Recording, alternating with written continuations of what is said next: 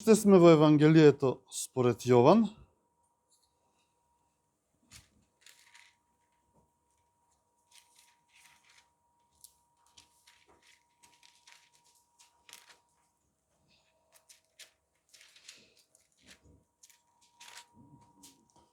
Во почетокот беше Словото, и Словото беше во Бога, и Словото беше Бог. Тоа беше во почетокот во Бога, се стана преку Него и ништо не стана. И ништо што стана, не стана без Него. Значи, вака започнавме таму некаде декември 2023 година. Вака го започнавме Евангелието според апостолот Јован. И овие 2 години и 1 месец, може би малку повеќе, го проучувавме стих по стих, глава по глава. И таму негде пред месец-два да дојдеме до еден текст што го сумира целото Евангелие. И ни кажува зошто Јован го запишува Евангелието.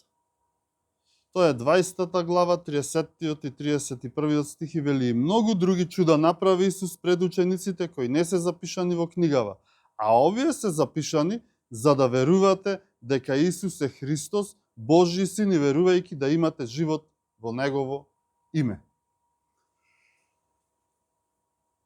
И сета оваа ситуација има смисла. Значи, сето она што ние го зборувавме овие 2 години, во оваа сумација се добива смисла што сме кажале тие 2 години.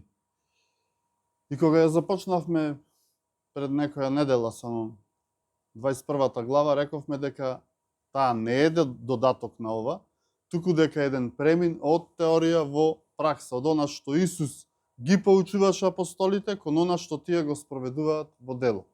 И во 21 глава рековме дека е што? Дека е таа како завршен испит, како матурски испит. И после она, љубиш ли ме?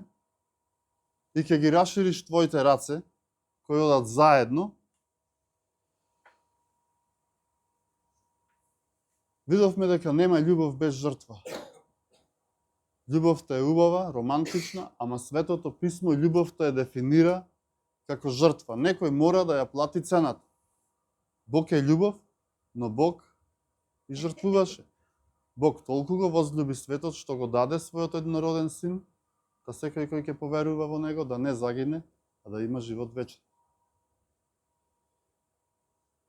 И денеска го имаме завршното прашање, кое е многу важно за секој од нас, а тоа е: што ти е тебе? Или во друг превод: што те засега тебе? Ти следи ме. Или со други зборови: што ти е гајле за другите? Што ги гледаш другите? Ти следи ме. Гледај за себе.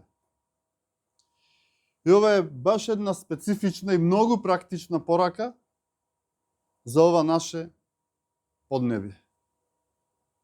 Каде што луѓето повеќе гледаат што прават другите, повеќе гледаат за другите, отколку за себе. Свој леп јадат, тој гајле берат. И затоа ќе видиме колку ова е важно и зошто луѓето се откажуваат, зошто луѓето заминуваат. Што ти е гајле? Ти следи ме. Остави ги другите, следи ме. И ајде да го прочитаме текстот за денес, тоа ни е од 20 стих па до крајот на 21 глава, значи ќе завршиме денеска со Евангелието според Јован, но за да бидеме во контекст, пак ќе читаме од 15 стих. Од 15 до крај. Откако завршија со појадокот, гледате овај однос, тоа заедништво, значи личен однос, појадок, заедно со Исус. Откако завршија со појадокот, Исус му рече на Симона Петра: Симоне Јонин, љубиш ли ме повеќе отколку овие? Тој му рече: да, Господи, ти знаеш дека те сакам. Му рече: паси ги моите јагниња. Му рече пак повтор пат: Симоне Јонин, љубиш ли ме? Му рече: да, Господи, ти знаеш дека те сакам. Му рече: води ги моите овци на пасење. Му рече по трет пат: Симоне Јонин, ме сакаш ли? Петар се нажали дека по трет пат го праша: ме сакаш ли? И му рече: Господи, ти знаеш се, ти знаеш дека те сакам.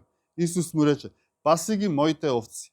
Вистина, вистина ти велам, кога беше помлад, се опашуваше сам и одеше каде што сакаш. Но кога ќе остариш, ќе ги расшириш твоите раце и друг ќе те опашува и ќе те води каде што не икеш. А ова го рече, навестувајќи со каква смрт ќе го прослави Бога, откако го кажа тоа, му рече, врви по мене. А Петар, кога се заврти и виде дека по нив иде ученикот, кого Исус го љубеше, кој на вечерата се потпре врз совите гради и рече, Господи, кој ќе те предаде? Штом Петар го виде, му рече на Исуса, Господи, а овој што? Исус му рече, ако сакам тој да остане, додека не дојдам, што ти е тебе?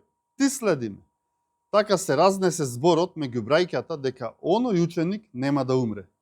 А Исус не му рече дека нема да умре, туку ако сакам тој да остане додека не дојдам, што ти е тебе? Ова е ученикот кој сведочи за ова и кој го напише ова и знаеме дека неговото сведоштво е вистинско. А има и многу други работи што ги направи Исус, но ако се запишуваше едно по едно, мислам дека напишаните книги не би можеле да бидат сместени во целиот свет. Амин.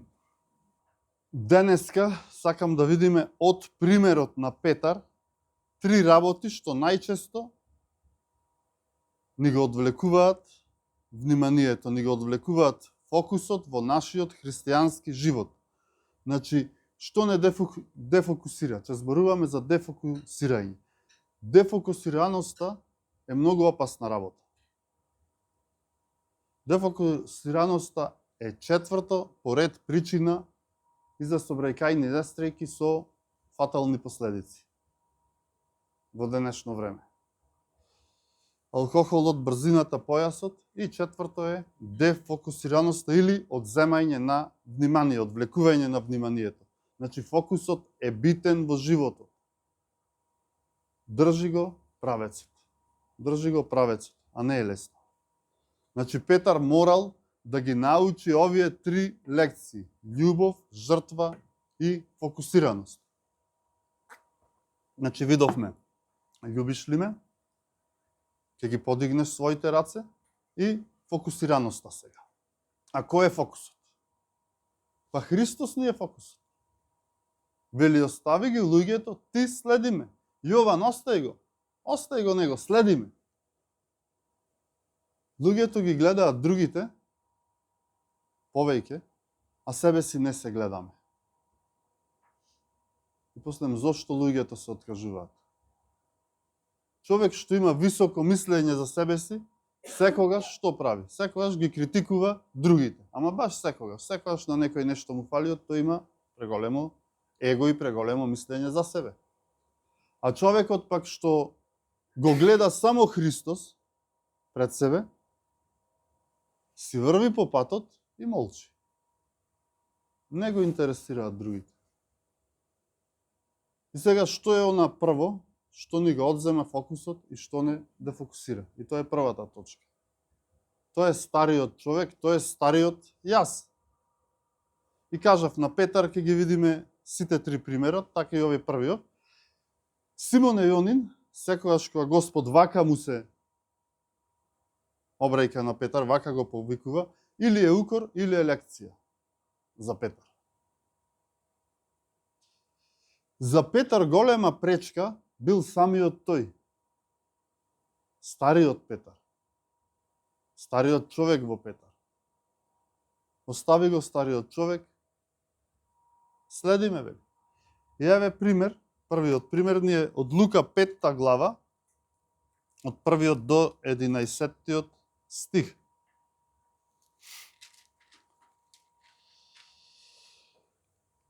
Еднаш додека народот се притискаше кон него за да го слуша Божиото слово, а тој стоеше при Генисаретското езеро, виде два кораба покрај брегот. Рибарите беа излегле од нив и ги плавеа мрежите. Тој влезе во едниот кораб кој беше Симонов.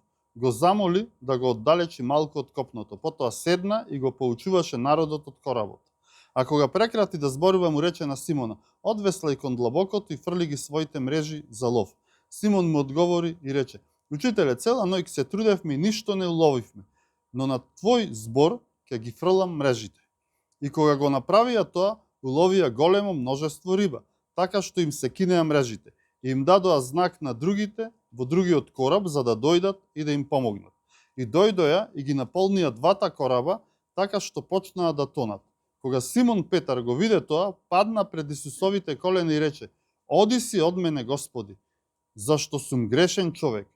Зашто се зачудија тој и сите кои беа со него заради ловот на рибите што ги ловија.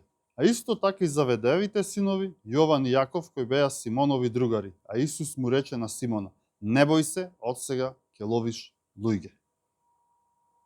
И ги извлекоа, и го извлекоа корабите на суво, оставија се и отидоа по него. Што е битно овде? Кога Петар падна пред Исусовите колена, што рече? Оди си од мене, Господи, зошто сум грешен човек. Значи, Петар на почетокот на повикот, ова е повикот од Исус кон Петар, не разбрал дека Исус повикува и припрема за служба несовршени луѓе. Зошто? Па бидејќи нема други на располагање, едноставно е тоа. Зошто Бог го повикува Петар и уште 7 рибари, бидејќи нема други? Бог користи секогаш несовршени луѓе. Тоа Петар не го разбрал. Не постои човек што е спремен и опремен за служба. Нема совршен. Бог работи во сите нас, работи на нас и потоа нешто работи преку нас. Значи Бог работи во сите нас, работи на нас и потоа работи нешто преку нас. И затоа е предизвик христијанството. И никогаш не е злодевно да си христијани. Ако Бог ги избереше ангелите, а можеше, и тие да го шират Евангелието, а не луѓето, ќе имаше многу помалку проблеми. Ама ги избра луѓето, што се во процес на осветување, кои се на патот, кои не се совршени, кои одат кон совршенството. И затоа е предизвик. Совршени нема. И Бог нема друг избор. Затоа го избра Петар. Бира некој несовршен. Значи сите сме несовршени. И сега овде откако Петар вели: Оди си од мене, Господи, грешен човек сум, што се случува? Исус му се приближува. Тоа е неговата служба. Исус не се оддалечува од него. Бидејќи Петар беше покорен, Петар се каеше. Не беше само праведен. Само праведниците нема долго да обстојат. Значи, Исус му се приближува. Кога Петар падна на колена и рече: Грешен сум, не сум достоен, тогаш Исус му се приближи. И му вели: Не бој се, од сега ќе ловиш луѓе. И цел живот тоа и го правил Петар и уловил многу. И сега видете, Петар, Мојсей, се најголемите лидери во историјата, што го воделе Божиот народ. Бидејќи тоа е секогаш предизвик. Меѓутоа, во почетокот не било така. Што рече Мојсей? Кога Бог го повикуваше, стално се спротиставуваше: Па не можам да зборувам добро, па не ова, дали ќе познаат, дали си ти, дали ти ме праќаш. И на крај, кога веќе немаше што, му вели: Прости, Господи, не би ли испратил некој друг? Во Излез 4 глава. Што вели Петар? Оди си од мене, јас сум грешен, не сум достоен, грешник сум, јас не можам. Јас знам кој сум во себе. Јас сум онај грешниот, стариот човек. Во мене е. Јас не можам. И сите ние како ученици и следбеници на Христос ги откриваме тие духовни борби во себе. И ги имаме тие борби и ги откриваме. Кои ни се внатре.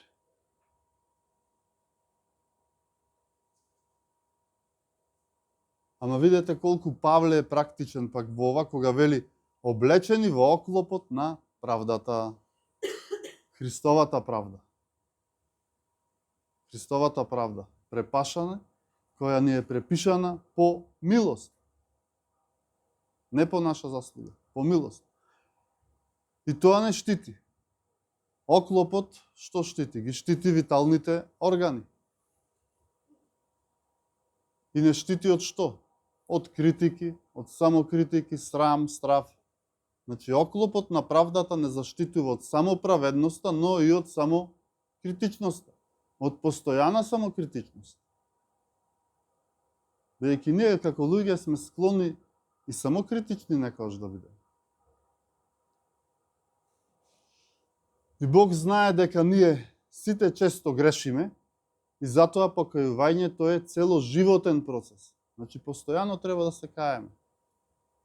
Целоживотен процес на осветувањето, на исчистувањето. И затоа покајувањето е дел од радосната вест. Без покајување нема спасување, нема осветување, нема служба. Сите често грешиме. И сега, што беше најголема пречка, што го дефокусираше Петар од Исус? Па самиот Петар, стариот човек во Петар. Грешен човек, бегај од мене, Господи. Не се чувствува достоен за повикот. Ама, верувајте, за секој човек, тоа е добар почеток, која ќе речи грешен човек сум. Има каење во себе. Значи, прво што го дефокусира Петар е тој самиот. Сега одиме на второ. Што е второ? И втора точка за денес. Тоа се околностите. Околностите се второ нешто што не дофокусираат, што не дефокусираат. Повторно, Петар ни е пример, како што кажав, и сега одиме во Матеј, 14 глава,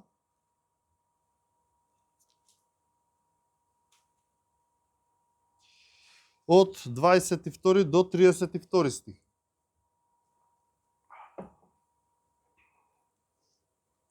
И веднаш ги натера Исус учениците своји да влезат во кораб и да отидат пред него на другата страна, додека да го распушти народот.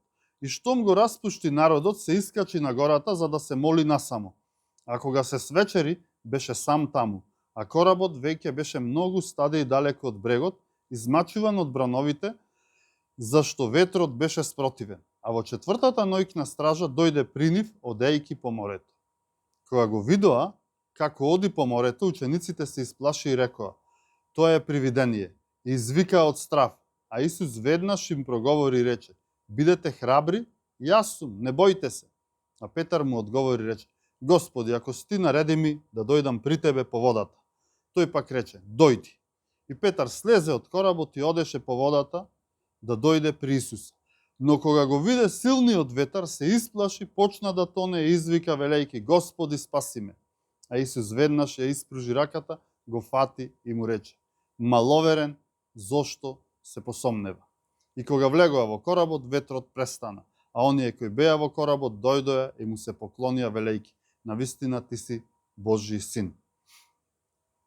Гледате овде, Петар оди по вода и ветрот му го одзема вниманието, го дефокусира. Лекцијата е многу очигледна. Кога Петар беше фокусиран кон Исус, кон Христос, тој оди по водата. И тоа е таа надприродност. Христијанскиот живот е надприроден. Не сте вие од овој свет. Вие сте жители на Божиото царство. Христијанскиот живот е надприроден. Петар оди по водата, бидејќи има фокус. Фокусот му е Христос.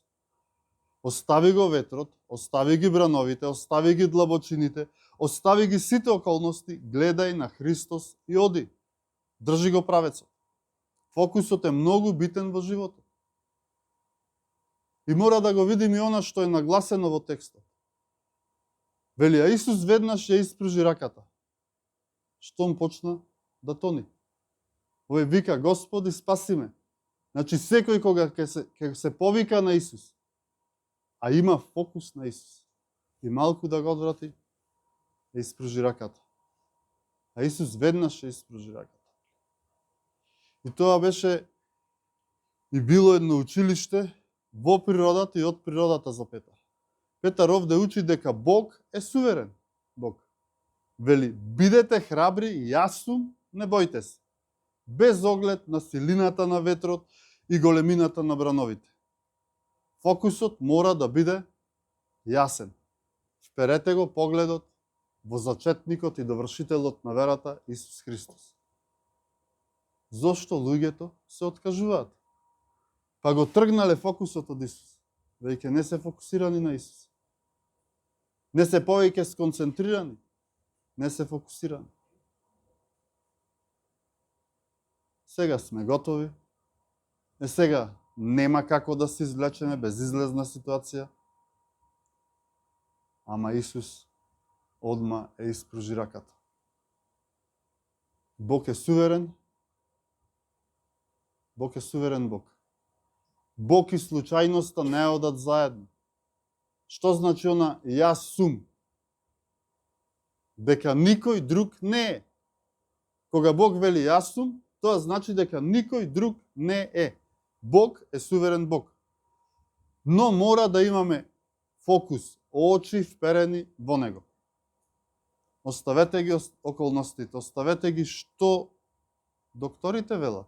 Тие мора да си окажат своето. Арно, лошо, мора да окажат. Оставете ги вестите. Фокусот не е Трамп, не е Путин, ниту Израел, ниту Гренланд сега. Фокусот е Христос. Кога го гледаме Христос, ние живееме и ние одиме. Нема потонување.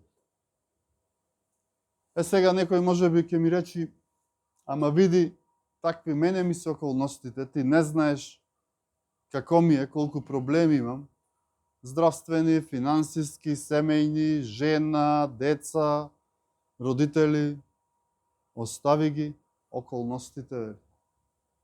Ти следим.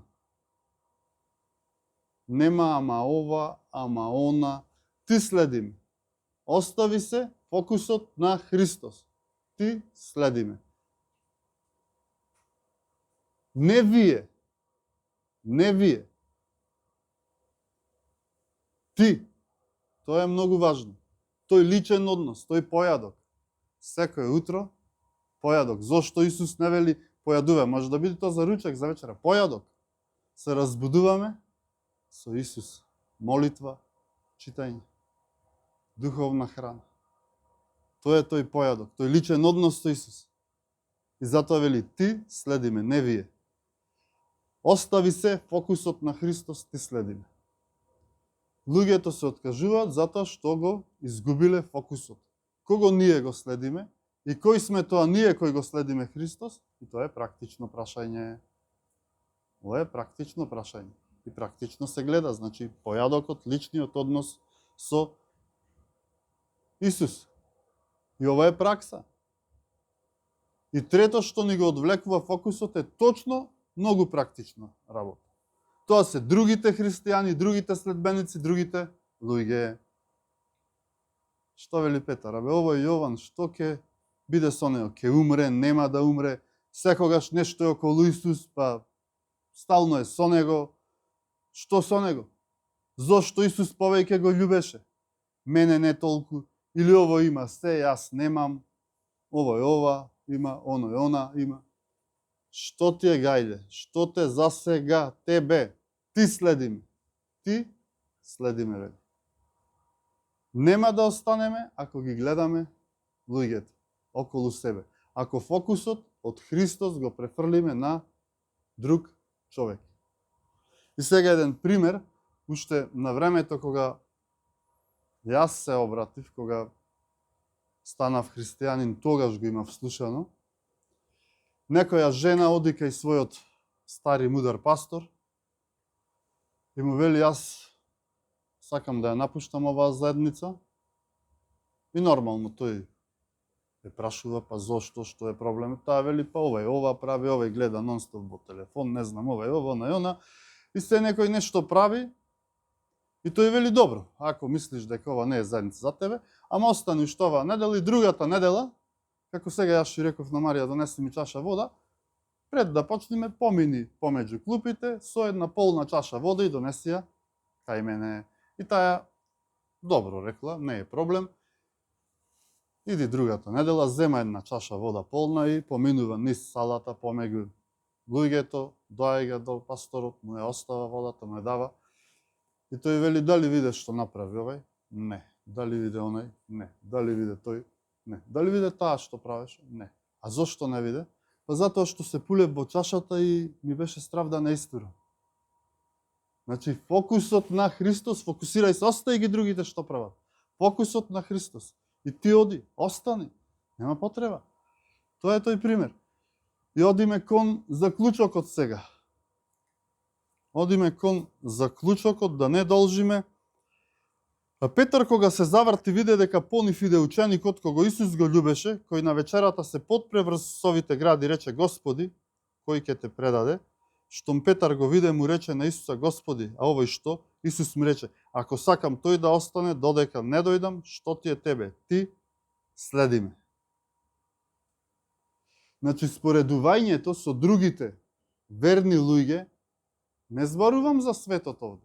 Петар не се споредуваш со некој друг, со Јован. Не зборувам за светот. Може сериозно да не закочува, па дури и да не запре, не само што не кочи, него и да не запре во следењето на Исус Христос. Тоа Павле јасно го пишува. Прво Коринтијаните, ај да видиме 12 глава.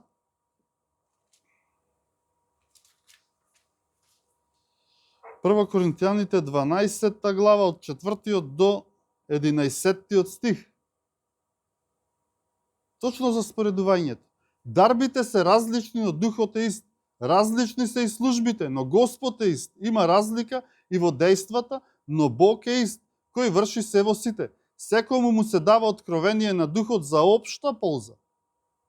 На еден му се дава преку духот слово на мудрост, на друг слово на знаење преку истиот дух, на друг вера преку истиот дух, на друг пак дарови за лекување преку истиот дух, на друг да прави чуда, на друг да пророкува, на друг да ги разликува духовите, на друг разни јазици, на друг да ги толкува јазиците, а се тоа го прави еден и ист дух. Него повеќе го љубеше, а што со нас, што ние ќе добиеме? Па колку години јас ти служам и што сега? Овој вчера дојде. А повеќе. Како, што, зошто? Многу прашања. Колку многу прашања. А Господ е ист. Господ е ист, ама има различни се даровите. И Бог ги дава тие. И службите се различни, и резултатите. 30, 60, 100. Така вели, едно ќе роди 30, едно 60, едно 100. А Бог е ист. Порано на почетокот од првото Коринтијаните Павле вели вака: еден сади, а друг вади. Ама кој дава да расти? Бог. И не расти секаде исто. 30, 60, 100. Ова е практична работа. Дали ние некош сакаме да дзирниме кај комшијата, дали од тераса вака, дали од врата, дали во двор. Кај комшијата ова е ново, па она е ново. Се некако на дугме, се повеќе има. А ние стара кола си возиме. И знаете уште што? А комшијата е неверен уште. Уште е и неверен. И одма тогаш некој би рекол: нема Бог. Каде е сега Бог? Не, каде е крстот? Каде е крстот? Бог нема нашата служба да ја суди по бројки и резултати, туку по мотивите и вложениот труд. Големото не е секогаш големо, а малото мало. Бог ќе не суди според мотивите и трудот. Дали сме го носеле крстот, или сме биле само христијани консумеристи. Христијани кои го консумираат Евангелието. Малку овде, малку онде, па таму, па ваму. Ово е добар, а ово е многу добро проповеда. Ово е благ, не кажува пекол нема, ова нема, она малку ваму, малку таму. Само конзумирам. И што сега? Ние само го консумираме христијанството? А каде е нашата одговорност? Што јас допринесувам овде? Каде сум јас? Каде е мојот крст тука? Тоа е тоа прашање. Зошто на некој му оди, а на некој не? Суверен е Бог. Што поточно значи? Бог е суверен. Ние сме многу склони со бројки да оценуваме се, па дури и да осудуваме по некој скали, по некој бројки. Иако имаме еден текст кој ни е познат во Римјаните 14 глава, 10 и 12 стих, каде што вели: а ти зошто го осудуваш својот брат? Или ти зошто го презираш својот брат? Зашто сите ќе застанеме пред Христовиот судски престол, зашто е напишано: јас сум жив, вели Господ, мене ќе ми се поклони секое колено и секој јазик ќе го исповеда Бога. И така секој од нас ќе одговара пред Бога за себе. Секој од нас ќе одговара за себе. Ќе положи сметка за својот христијански живот. Затоа гледај си за себе, следи ме.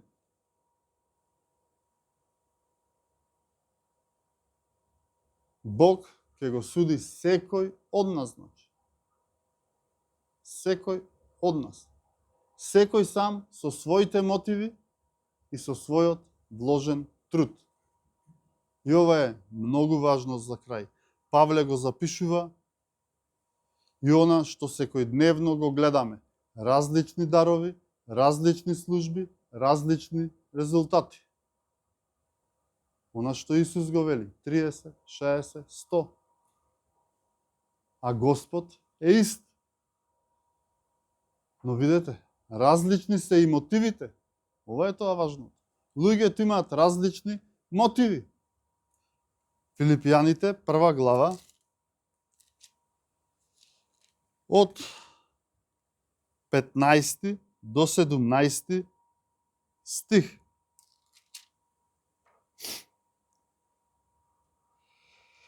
Вели вака: навистина едни го проповедаат Христа од завист и љубов кон препирки, а други од добра волја.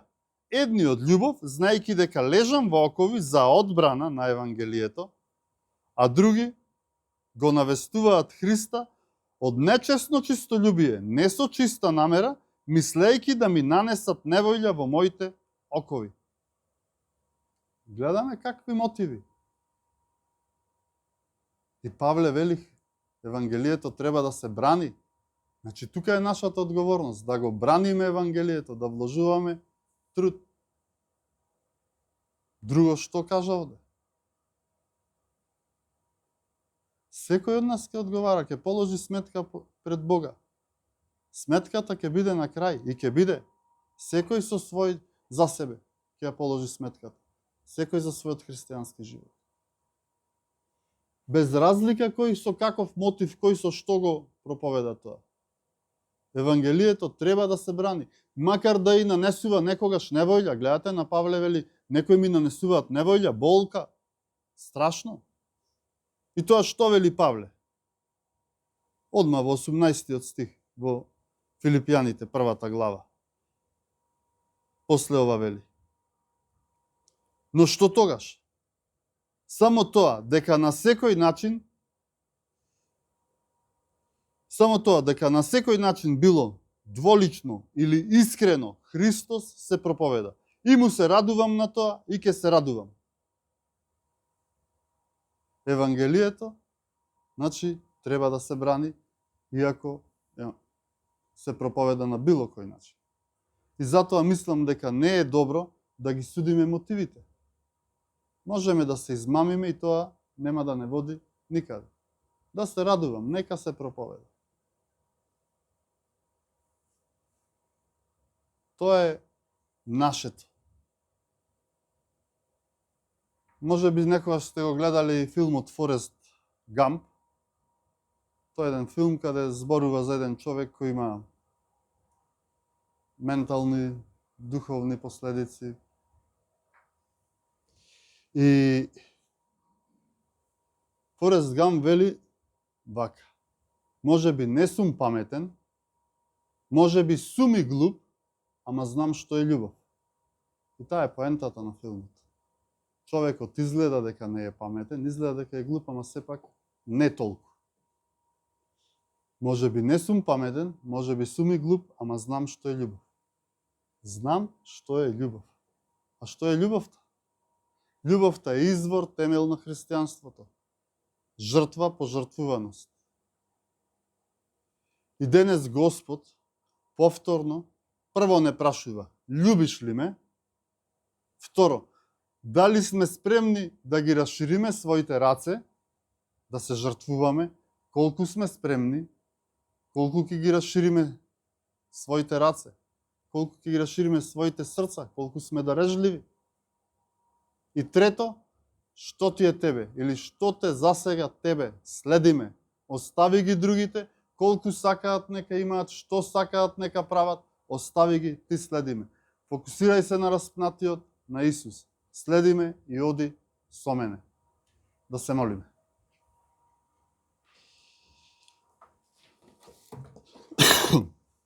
Татко Небесен, ти благодарам за Твоето Слово.